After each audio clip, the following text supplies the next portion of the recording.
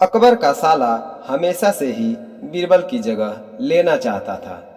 अकबर जानते थे कि बीरबल की जगह ले सके ऐसा बुद्धिमान इस संसार में कोई नहीं है।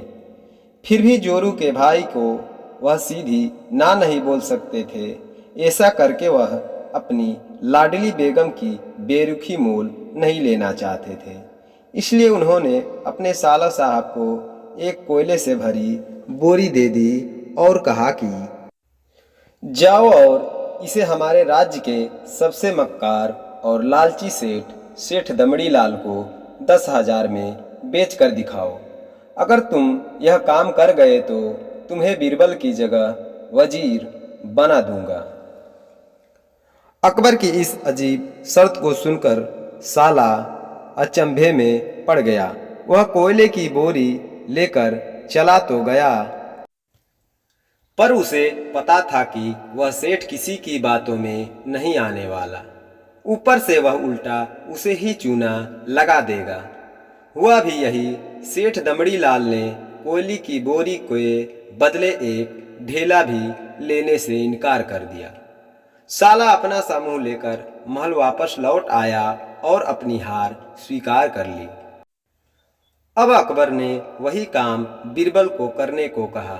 बीरबल कुछ सोचे और फिर बोले कि सेठ दमड़ी लाल जैसे मक्कार और लालची सेठ को यह कोयले की बोरी क्या, मैं सिर्फ कोयले का एक टुकड़ा ही 10,000 रुपये में बेच आऊँगा। यह बोलकर वह तुरंत वहाँ से रवाना हो गए।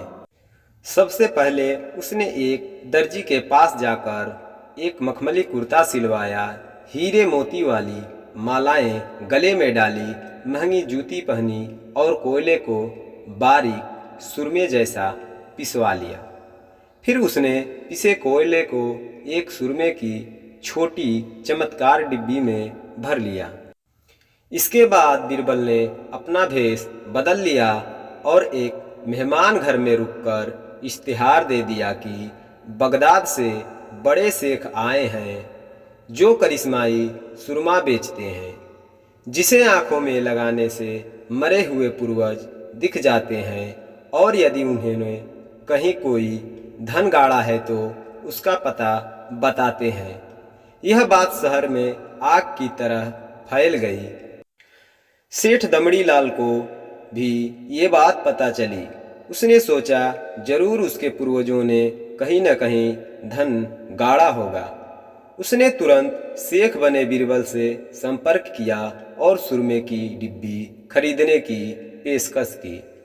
शेख ने डिब्बी के 20,000 रुपये मांगे और मोल भाव करते करते 10,000 में बात तय हुई। पर सेठ भी होशियार था। उसने कहा, मैं अभी तुरंत ये सुरमा लगाऊंगा और अगर मुझे मेरे पूर्वज नहीं दिखे तो मैं पैसे वापस ले लूँगा। बीरबल बोला, बिल्कुल आप ऐसा कर सकते हैं। चलिए शहर के चौराहे पर चलिए और वहाँ इसे जांच लीजिए। सुरमे का चमत्कार देखने के लिए भीड़ इकट्ठी हो गई। तब बीरबल ने ऊंची आवाज़ में कहा, ये सेठ अभी ये चमत्कारी सुरमा लगाएंगे और अगर ये उन्हीं की औलाद हैं जिन्हें ये अपना माँ बाप समझते हैं तो इन्हें इनके पूर्वज दिखाई देंगे और गड़े धन के बारे में बताएंगे। लेकिन अगर आपके माँ बाप में से किसी ने भी बेईमानी की होगी और आप उनकी असल औलाद नहीं होंगे तो आपको कुछ भी नहीं दिखेगा। और ऐसा कहते ही बीरबल ने सेठ की आंखों में सुरमा लगा दिया। फिर क्या था, सिर खुजाते हुए सेठ ने आंखें खोली।